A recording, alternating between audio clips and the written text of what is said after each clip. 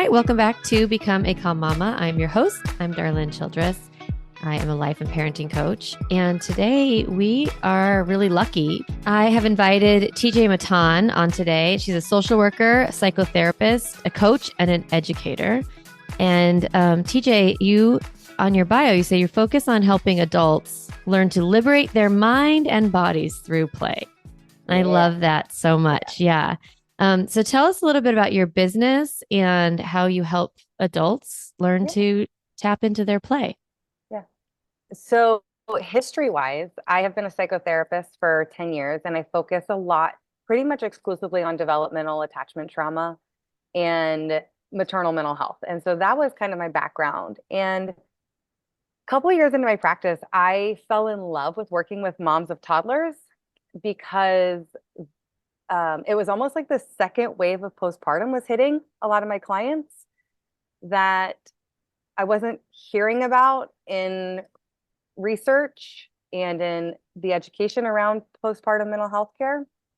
And the thing I really loved about working with them and what I saw as a pattern was how much the expressive nature of toddlerhood created new waves of postpartum anxiety and depression. And I sort of took this deep dive into what is play? What is it that holds certain adults back from engaging in this period of time with their kids? Mm-hmm. And so I've ended up I didn't know it at the time, but now 10 years later, I specialize in helping adults re-engage the play drive. And this is and I love my work so much. And every time I talk about it, it is very quickly people orient the word play towards children, right? Or they think that we're going to play with our kids.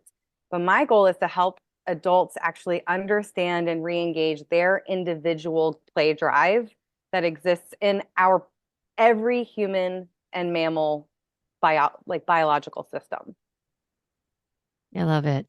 I love it so much. And I think it's so true. And my goal in this podcast, it's called Become a Calm Mama. Yeah. And it really is tapping into our own nervous system, our own regulation, our own well-being.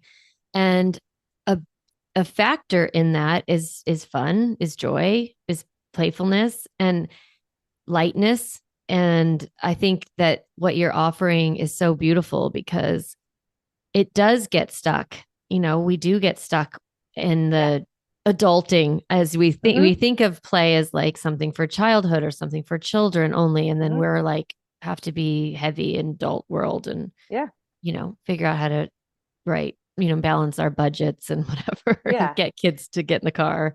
And I think what I want people to understand that play is not something we have to go out and do. It's an orientation that we can take to in our adulting world.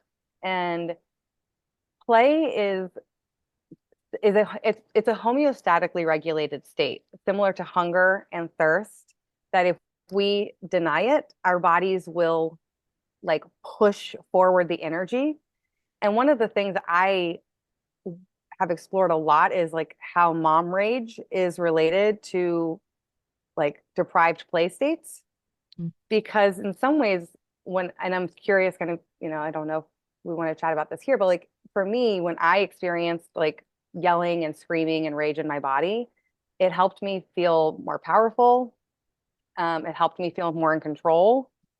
It helped me feel kind of embodied again, right? And these are things you get from play, are feeling powerful, embodied, in control, back in that driver's seat feel, capable, right? Yeah. The hard part about mom rage is it often ends up with a wave of that shame and embarrassment. But for me, when I was struggling with my own kind of ragey tendencies, the greatest intervention for me was learning about kinetic and competitive play, because it tapping more into my kinetic and competitive needs actually released so much of that withheld energy in my body. And helped me shift and has helped a lot of my clients shift out of that activated state Yeah. in much more like organic ways, and learning every day how to like kind of micro express out like that kinetic energy that is there in rage. Yeah. I love it because you're exactly right that it's like sometimes we talk about emotion is energy in motion, and Yeah, that I yeah, talk about yelling and rage as a stress response, right? It's yeah, like a way to release some of that charged energy. yeah. And that if we have other tools to manage our stress and our stress response, we won't be as activated in that way. Or if we Mhm, feel activated towards our kids and their misbehavior or just the overwhelm of life, that we don't mhm. have to resort to the same strategies that Yeah, of rage and things like that. yeah, Before we get into the different types of play, I wanted to talk to you a little bit about this like developmental attachment trauma, I think you called it. yeah, And like talk about, if you could, how we get detached as adults, how we get detached from our need for play, or how does that, what happens there, yeah, and then definitely. how does that show up, for Yeah. us? So play is inherently a pretty vulnerable state because it requires us to kind of abandon power dynamics or power hierarchy, right? Like I can't go play basketball with LeBron James. Like that's not a solid play buddy dynamic. He could play on his knees. We could set up new rules to equal the playing field. But in order for it to be playful, we have to change the power dynamics so that we can play together, right? And so, one of the things that's really vulnerable about play is there is inherently a powerlessness in it. There's an Mhm. abandoning of I'm in control, right? If we go back to even kind of primary kid style play, like at some point when we build a tower, it will fall. Like the point of play is to test the limits. It is risk taking, it's contingency testing. And so play is inherently vulnerable because we're going to fail pretty much every time. Like that is the point of play. And so play can get interrupted by a ton of different things. And one is how adults in our lives model this, like model response to failure, right? Like, oh my, wow, you worked so hard on that tower. Like you got it so tall. Like I wonder how tall you'll get it next time. Like that builds kind of that resiliency, like, oh cool, like I didn't do anything wrong. I get to try again, right? We also have adults who are like, that's really loud. Could you keep it down? Right? And then it's like, how do you quietly crash a tower? Right? So you have to abandon your play and find a different type of play that is okay for somebody else. Right? Um, And that and so, does happen. Like there are oh, tons. times where, I mean, it's not always like some of the moms are listening and like, well, wait, no, like sometimes they're legit too loud, like, Oh, or yeah. their time and place or whatever it is. And Yeah. so, yes, we have to have boundaries, but what you're encouraging us all is to really think about like, how do we see the value of what they're doing and like see the beauty of the play itself and can set a boundary while still encouraging it within, like you can play within this limit or whatever it is, but instead of shutting it down, don't do that, that's too loud. That's Yeah. not from the lens that I teach. It's like that's not from the compassionate lens or the Totally. connected lens of like what's driving this behavior. It's the need for play, the need for fun, the need for attachment, things like that. And more importantly, I want adults to think about like what was their learned response to play. Mm-hmm, mm-hmm, So less than this kind of like hypervigilance about like how am I responding to play in my kids right now, but what is my lived experience of people receiving my play, mm-hmm. right? How often was I told I'm too loud? How often was I told that my play was too big? How often was I told I was like chaotic or too messy, right? And then gender wise, the majority of girls lose play between the ages of 8 and 11. And this is because we shift culturally into caring more about we we build new types of social connections to our peers and peer relationships start to prioritize family relationships we start to externalize out of the family system. So we have statistics like 70% of girls drop out of sports between the ages of 7 and 11. And this is also a time where kind of behavioral expectations to being well behaved, kind, mannered start to Helpful, predominantly, like, yes, yes, like so helpful. focused on others. Yeah. Yeah, that this is a time that girls start to get encouraged out of self-connection Mhm. and prioritizing the other. And so culturally, almost every woman has an experience of culturally being pushed out of play because it is part of our social dynamics. And then individually, we each have an individual experience of what play was like in our own family systems, our own like kind of micro culture in a way. And these are things that then interrupt how playful we are as an adult. Yeah. And playful being not, and I think when I say playful, automatically think about like silly and humorous, but play can be that, but that's not actually a quality of play. Um, Play is about being like interested, engaged, curious, connected, and it can be physically, intellectually, in our imagination. It's not, we think about play very easily in this extroverted personality state, but I'm actually like a very introverted player. Like a lot of my play happens in like in my internal like exploratory system. I'm not somebody who's going to get on stage and tell jokes. I'm not the center of the part, like the joker at the party. Yeah. I have said this for years. I've not really connected it to what you're saying, but I talk about my brain as a playground. Mm-hmm. And one of my favorite places to hang out is in my brain. Yeah. And it's like it brings me tons of joy and it's really playful and it's very creative. And I have so many workbooks that I've created over the years. Like Mm-hmm. it is just pure play for me. It's fun. Yeah. It's really engaging. I'm really, Yeah. and I think of that way of like even like cooking. Sometimes I'm cooking a meal and it's very playful and it's Mm-hmm. interesting and I'm challenged by the recipe. And then other times it's just drudgery, calories we've got to eat. Um, Yeah. Totally. yeah. So I know, I think just me maybe giving these examples of like where I find places of play that Yeah. aren't what you're describing of like, hey, everybody, let's do karaoke or Yeah. whatever. Yeah.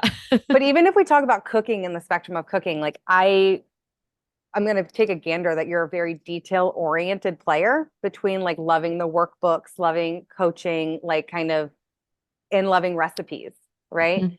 That and that may be something that is not that is resonant to your style of play versus somebody else who is gets no joy out of recipes and needs Right. to learn like more creative cooking, Hmm. right? Hmm. And that one of the things that's like I think is so cool about play, and I think what helps people understand play a little bit is that our play is like it's like a blueprint. It is us, right? It is continuous throughout our lifetime. How it gets expressed changes over our lifetime. Mm-hmm. So if you are a detail oriented, like kind of style player here, you were probably a detail oriented style player as a kid, Mm-hmm. right? That there was things like really well thought out creative scenes versus somebody who was messy painting, Yeah. right? Yeah. And so this is like I think what I love about helping adults understand is that like this part of them is not gone. It's Hmm. not inaccessible. It is like there, it is waiting. It's when we reconnect with play, it's like, oh God, thank you so much for coming home to me. It is Hmm. this like incredible sense of like reconnecting with like our core humanness in Yeah. this like very nourishing, invigorating, and enlivening way that then just feeds on itself because like once we hit that play bone, we Hmm. want more. Hmm. And there's nothing wrong with like playing, Yeah. like finding play in all the everyday ways of our life. For sure. One person's play isn't going to look like someone else's No. necessarily. Yeah, it's just who we are and how we express ourselves and our bodies and what they need. And yeah, as you were talking, I was like thinking of little girl Darlene, and I was like, no, I don't know if she really like created complex scenes. I Mm. was just much more about my body. And Oh, interesting. yeah, and like other forms of play besides hanging out in my brain are really like hiking, paddleboarding, being in Yeah. nature. And I just think I've been doing a little bit of internal family systems with myself, which I'm not Hmm. going to derail. Sorry, everybody. Yeah, Look no it worries. up, IFS. But I recently discovered that part of me, like the little playful person, and she's just in a tree. And it's Yeah. just like she's just climbing trees and being in her own head, Yeah. playful, you know. So I was thinking as you're talking, I was like, no, little girl Darlene was like playing outside and in Mm. trees. And I was thinking about the time I got the most I don't know if I was thinking we didn't get in trouble, my sister and I, but we were playing in the bathtub and we were playing wave and Yeah. we called it wave and we would just move our bodies backward and forward in the bathtub and it would create a wave. We could Yeah. see it. And then there would be less water. So we would turn the water on and do it again. Yeah. And nowhere in our head did we know that the water was all flowing out of the bathtub Of course. into the, Yeah. hallway. And my mom comes in and she's like, "What are you girls doing?" Yeah. And had no clue. We were so absorbed in the wave Absolutely. that we didn't see where the water was going. Yeah. Um, and I was just picturing myself, a little girl, me just Mm. moving back and forth in that water and just like loving Yeah. that Yeah. play. Yeah. Yeah. So, A lot of what you're referencing is like what I call in my work kinetic play, mhm. Yeah, where let's it's, talk about the different types of play. I'd love to hear that. yeah. And one of the other things I just want to connect with is that you hit the nail on the head around is that play is this kind of like breaking of the self and the outside world in a way where we're not hyper observing ourselves, like that internal witness is turned off Mm, and like time kind of slows down. There's this like sense of like containment and protection that happens in play. So what makes play really vulnerable is that we have to be trusting that there's enough safety within our internal system and in the external system to hold us in this state, yeah, to right? lose And yourself, you have so to feel safe, like to be yeah. in immersed in one thing.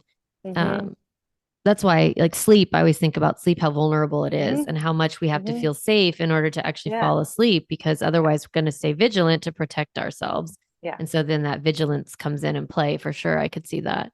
Yeah. And it's interesting because sleep and play are both actually blended states in the nervous system. So play is a blended state of the fight and flight and the ventral Mm, state, where that's part of why play is this activated, like, I'm gonna like try me. Let's do this. Let's rumble, right? It's got that feel to it, but it feels like safe and connected and fun, mm. right? So there is this blending of like this bring it on feel Yeah. that we Yeah. feel in that fight mode. Hmm. Yeah, so there's a lot of different ways to talk about play. Stuart Brown talks about 8 play personalities, and I work a lot with that in my work, where there is stuff like directorial play for people who love to plan and execute things. There's things like kinetic play, and I'm a kinetic player. Like I always am talking with my hands because story moves like through me. And kinetic is about like the experience of the body. Like competitors love rules. It's not actually about winning. It's about like, oh, give me a set of rules and let me see how much I can like get done within this set of rules, right? We have explorers who are really like interested in like depth and width. We have things like collectors where they're seeking out that next best thing. We have jokers who are humorous and want to bring vibrancy to. We have storytellers. So there's different angles of play. We have people who love ritual play. There's also, I think, one of the things I think is really powerful when I talk with parents and moms is understanding that some people really thrive as solo players, some people thrive as parallel players, and some people like thrive as collaborative players. And we want to be able to do all of those in the connective spectrum, but we all have a place that feels easiest on us. And I think reigniting play for adults is really about finding that what is the lowest hanging fruit? What is the easiest way for me to reaccess this? And so understanding that play has so many different ways that we can look at it and work with it to help us reconnect to these organic strengths and like curiosities and loves that live within us. Mm. Yeah. When you say low hanging fruit, like, what do you mean by that? Yeah, Yeah, yeah. yeah, What do that's you a mean great by that? question. Play cannot be so risky that it doesn't invoke curiosity and fun. If I am working with a client and we're working towards a very specific goal, like I want to feel more connected with my kids, that may not actually be where we start our play. If that is the thing they're really struggling in, we actually want to start playing with connection in a much easier and less risky space. Because I think parenting is one of the scariest things we can do. Like it is so terrifying to be a Mm-hmm. parent, Mm-hmm. right? And there's so much external pressure. There is so much powerlessness. It's so amazing and also so scary. It doesn't sound all that playful based on how you're describing it, right? Like it's like kind of the opposite. It can feel really heavy and hard and restrictive and all of these things that Yeah. it's like, yeah, we're like, oh, we want to be more playful. And I was like, well, there's a lot of things that have to go and play and Into get, place to make yeah, parenting a place of play. But yeah. I do think that parenting is a place of play. I When I love it. think, I personally have found, I think I have a natural tendency towards play. I don't know. I really like very playful in all parts of my life. And I want to talk about like the toddler thing, but I've liked play being with my kids and finding yeah, little things that make it fun and whatever. All those yeah, 8 things that you described, kind of yeah, can see those in my play in my yeah, parenting. But we have to work towards that feeling of safety and that yeah. feeling of connected with ourselves, I was thinking Hmm. as well. Yeah. Yeah. But also differentiating play from a behavior versus an experience, because play is not a behavior. It's an Mhm. experience within oneself, Well, right? it is an action verb. I Yes mean, it like and no. actually is, but I think you're talking about it in a way that's also allowing us to see it from a more holistic lens. It is an action verb, but it's more of an experiential verb. It is like to be interested. Hmm. It is Hmm. to be engaged, Hmm. right? And when we are interested and engaged in something, that then carries into action, Hmm. but it is to engage with something with interest and enjoyment. When we talk about play, understanding play as a nervous system state over a behavior, because again, we could all agree that we all love dancing. And I could Hmm. be like, oh my God, that's great. I'm going to put on my favorite song and we're all going to have so much fun dancing. And you may actually hate my song because I love metal. Right. And you're like, well, that wasn't fun for me at all. Right. And so then Uh-huh. again, like understanding that play is an experience for somebody of being engaged and interested. And it's not do this because then you will be playing. It's not like something we can check a box about. Yeah. Yeah. Hmm. And so when we talk about like if I'm working with a client whose long-term goal is like, I want to feel more playful and connected with my kids, Hmm. right? I want to feel more playful and connected in my experience as a parent. We may not start right there because that's where they're stuck, Hmm. right? Yeah. And that's a signal that like it's a little bit too high of a place for us to work with risk and contingency testing. So we may actually start with like, what do you know about being connected?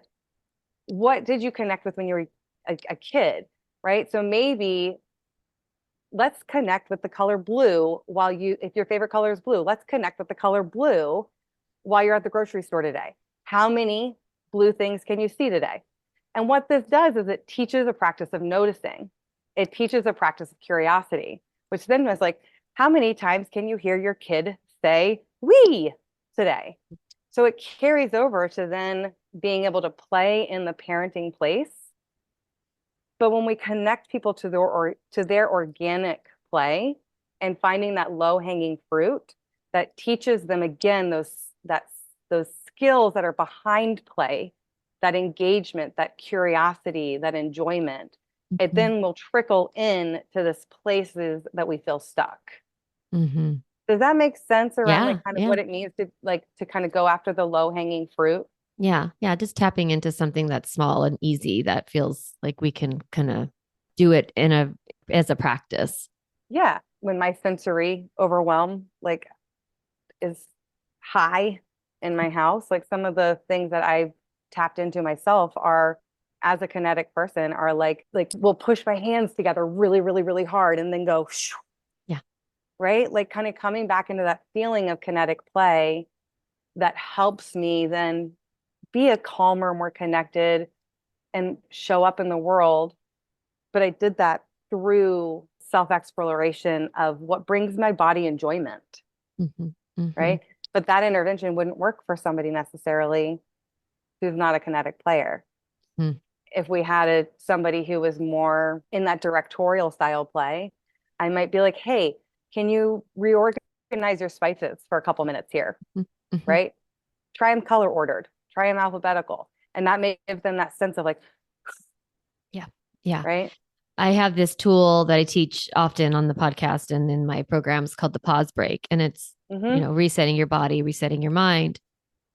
And in the list, there's like 40 different ways to reset your body. And I've never thought about it through the lens of play, but they are all like, you have to try them out and see which actually Yeah, activates for you. And some of them are movement totally. like that. Some of them are straightening. Some of them are just very different Mm-hmm. modalities because, yeah, we are what soothes us, what we connect to, what feels good and yummy is different for not every person, but like there are different things that connect to different people. Yeah. And yeah, so we have to And try I out think different play ideas. is, yeah, and I think understanding that play is this place we can use as like in self-regulating and like kind of that like symptom management of the moment that calms us. And then it is also this practice of self-expression. Like now that I am feeling better, what does it mean to step into the world as a fuller and more embodied version of myself? Mhm. I talk often about it feels like a lot of my clients are more comfortable taking like 3 deep breaths, like as a practice. But if I hand them a blank place of paper and I'm like, do whatever you want on it. And they're like, what? Mm, You know? mhm, And so there's this practice that play is again this thing that we can use to self-regulate and to co-regulate. And it is also this practice of what it means to be a more liberated and expressive and authentic version of ourselves. mhm. And that it has this kind of spectrum style feel to it. And kind Yeah. of when we find our play style, we're able to tap into it in this like very full exploration of what it means to to use it to live in our everyday, but also to create a world that is more aligned for us. Mhm. Yes.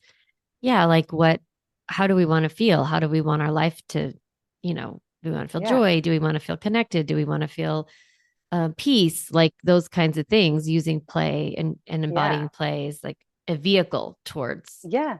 what we want in our lives. Absolutely. Yeah, it's Yeah. really cool. Yeah. Yeah, I was going to ask you, like, what do you see as obstacles? Like, I'm thinking of maybe over identifying with like being on time or something like Yeah. really really practical things that or not, it doesn't have to be practical, whatever you think, but I was just thinking of like what are some of the obstacles that prevent moms in particular or adults from tapping into play? Like, is it we're feeling busy, we're feeling overwhelmed, we're feeling, I don't know, but Yeah. I mean, I think for the most, I think the biggest thing I see is expectations that we have on ourselves and expectations we feel from others, right? That I think these are like, and that's a very, very broad answer, right? But it is a stress, like it is stress that pushes the body down. And this being really about like how we expect things to go. And when we feel into like, oh, I shouldn't do this, right? Like, so oftentimes it is what I call like the trapped storyteller in a way. uh-huh, uh-huh. So if we're saying like I should be this way, right? Mhm. Like where did that story come from?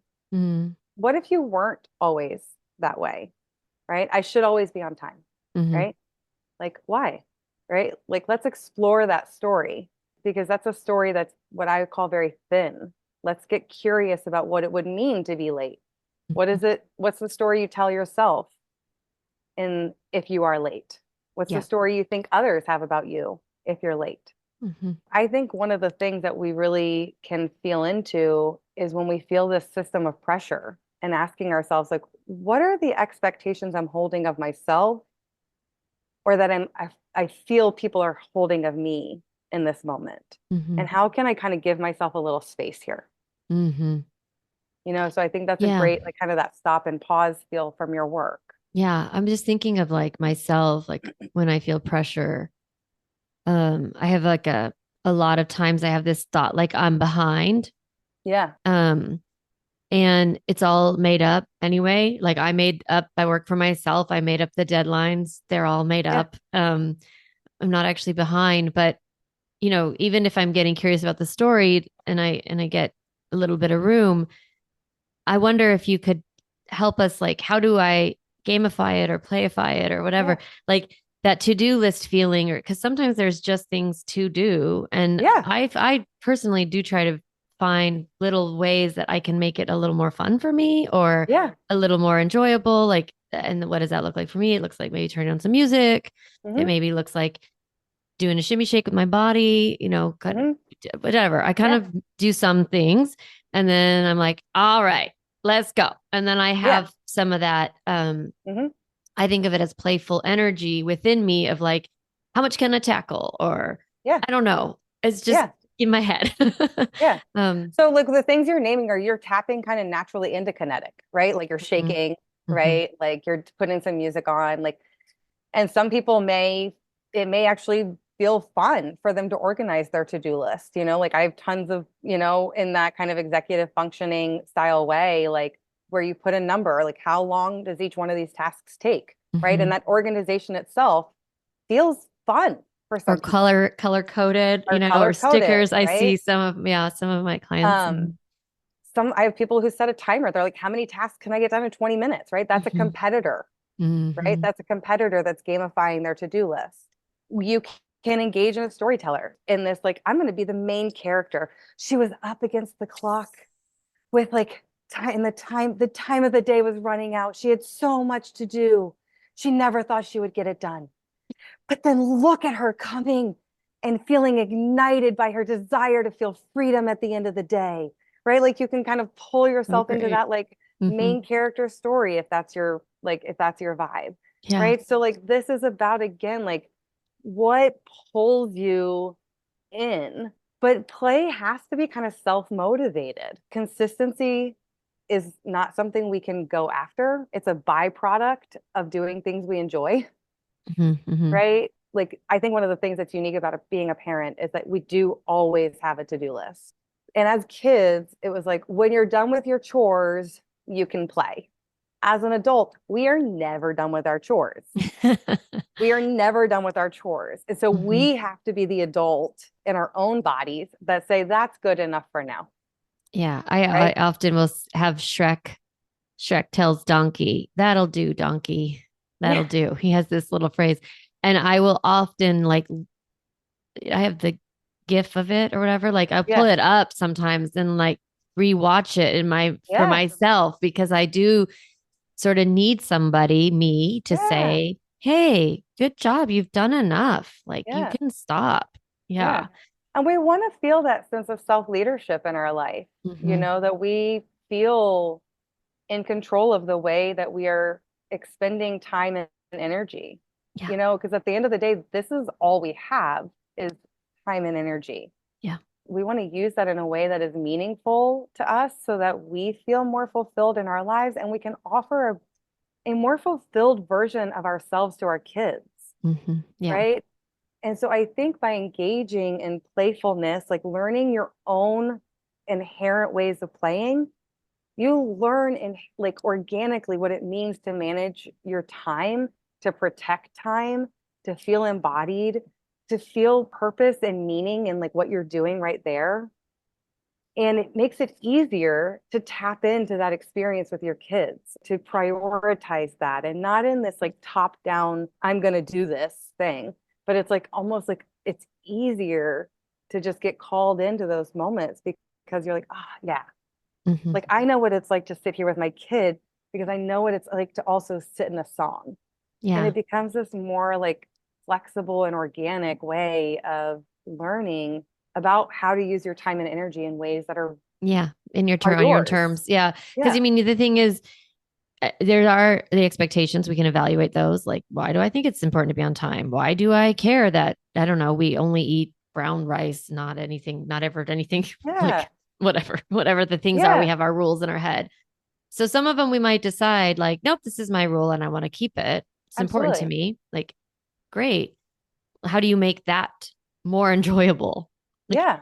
if you're going to stick to your own boundary or whatever you've decided is valuable and important, maybe you've put aside social expectations and you're all the stories and you're like, nope, this is what I care Yeah. about. Great. Yeah. It doesn't have to be drudgery. Yeah. Yeah. And I think also like a lot of the time when we set those boundaries and those expectations is really exploring like the stories behind them, Mhm. right? So like I work a lot with people on time, like Yeah. that I think that is a universally stressful thing. Mm-hmm. So if we have a value of being on time, like how is that connected to like our values versus our fear of acceptance? Are we willing to sacrifice being on time if it means having a more connected experience to get there? Yeah. Yeah. Yeah. Or Yeah. is that the bottom line? And this is a place again that you kind of get to, maybe you want to learn to be a little bit less rigid with time. Mm-hmm. And we get to explore like where can we play with rigidity, time management? But maybe you also want to learn to be more rigid with time, right? So Mm-hmm. like then we get to play with like building rigidity with time, like I would encourage more competition, like do your dishes in 2 minutes and that's Mm-hmm. it. You're Mm-hmm. done, Mm-hmm. right? Like Mm-hmm. learn, compete with time in a way Mm-hmm. versus if you have somebody who's really rigid with time, it may be more about like set the timer for 5 minutes and do whatever you want. You cannot adult, you Uh-huh. cannot adult, Mm-hmm. right? But see what it means to have a slower clock experience, Mm-hmm. right? Yeah. And And not just go on your phone. yeah, you can't Like, adult, you can't go on the phone. because sometimes I think, especially as moms, when we have like snippets like that, Hmm. where, maybe we have some snippets of time, we're not quite sure even how to engage with ourselves. Yeah, And, we're tired, we're just want to zone out. And yeah, it could be an opportunity actually to connect with yourself and totally. be more playful in whatever Yeah, way that is. yeah. One of my like favorite intake questions I like do with people often is like, if I gave you a free day Yeah. and you knew your kids were safe, everything in your house was taken care of, like there was a body double of you in the home, Mm-hmm. all boxes checked, everything's good. And there's a carbon copy of you that has a Mm-hmm. free day, Yeah. what would you do with it? Mm-hmm. And I think so many moms are like, whoa, right? Most, That's I that ask that blank. too a lot, and some will say I would sleep all day. And I think that's Mhm, very interesting. I'm like, oh, well, we need to work on that, like mhm, the level of exhaustion or what's happening there. mhm, And some are like, I would binge watch TV all day. And mhm. it's just kind of, you can see the answers are, there's a lot of fatigue here. There's a lot of lack of spontaneity, playfulness, Yeah, connectedness. Yeah. And yeah, it's like, there's so much room to work on that. And, you yeah, know, I mean, yeah, if you want to watch TV all day, that's fine. No one's judging you. But what else? Like, yeah, maybe you did that one day. What's next day? What, yeah, like, really moving that yeah. needle a little bit more of like, And okay, even like, well, what kind of TV?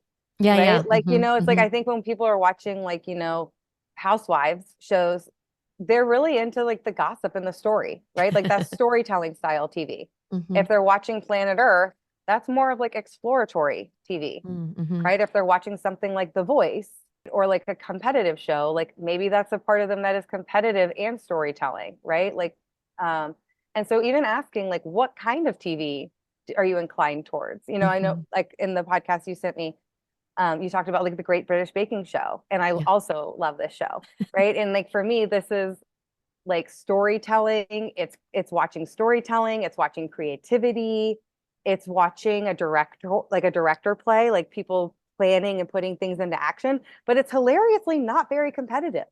Like I yeah, think that's like one of the things that's funny about it is like it's technically a competitive show, but I don't know if anybody actually cares about winning on that show very much. No, they just care about like getting to next week. Right. So like your clients who are answering like, like even if you're like, what kind of TV would you watch all day? Like you can explore what kind of TV it is to get a hint of like what it is they are seeking tapping into. yeah. What they're tapping into, right? Mm-hmm. If they're sleeping all day is like, tell me about the bed you're sleeping in, right? Like, how would you know you've had enough sleep? You can play with like sensory stuff and imagination stuff. So much, so great. What kind of room? Like, build me your throne. What would your room be like surrounded in? To get a sense of, again, like where their body and imagination goes. Yeah. It's so beautiful. I love it. I love like what you're bringing to the world and all of that. Is there anything last takeaways you want to give to us as we wrap, like things that you'd want to say or tell people? If you're feeling stuck, that is super normal. The hardest step is the first step. As soon as you start to connect with your play bone, it will feed itself. And so just staying open and staying curious and staying brave in this reconnecting with your playful self, you'll find it. Yeah, that's so true. Okay, so how can people find you? Because they're going to want to know more about you. They're going to want to learn from you. They're going to be like, TJ's amazing. Tell me everything. I am on The Playful Revolution is my company. You can find me on theplayfulrevolution.com. You can find me on Instagram. I do really short style coaching, only kind of 2 little sessions, and it's really to help jumpstart play. And I work with people who are in the freeze of their nervous system and or are ready to like jumpstart play. So if you're like, I don't know where to start, that's a great place to work with me. And you're like, I'm ready to go, that's a great place to work with me. But my email list is really fun because I send out play prompts and all these and interpretive dance videos of me and all this weird, fun, educational stuff that is just my musings and wanderings through the world. So that's also a fun place to kind of connect more. Okay, that's great. Yeah. So you have like a weekly newsletter or something like that you send out, and it's whenever the wind blows me, but yes. Okay. So some sort of frequency that people can connect and get tips and ideas from you. Yeah, that's wonderful. Okay. So the Playful Revolution, and that's on Instagram and then also on your website, and they can sign up. Okay, good. Well, thank you so much for being here, helping us become calm and playful mamas and just tapping into our own connected, playful self. Yeah, definitely. Thank you so much for having me and, and bringing this kind of work out to the world. I love seeing women feel more capable in their being. Yeah, I love it. Thank you. Hey, Mama, if you enjoyed this podcast episode, I want to encourage you to do 2 things. The first is go to my website, calmmamacoaching.com, and get a copy of the Stop Yelling cheat sheet. You'll get a step-by-step breakdown of the most important tool I teach, which is the pause break. And you'll also get 40 ideas to reset your body and balance your nervous system so you don't have to yell at your kids. You can get a copy of that, again, at my website, calmmamacoaching.com/stop yelling. The other thing I'd love for you to do is go to Apple Podcasts and rate and review this podcast so that other moms can discover empowering and helpful, practical parenting strategies, just like you did today. Thanks so much for listening to the podcast. It means a lot to be in your ear every week and to support you on your parenting journey.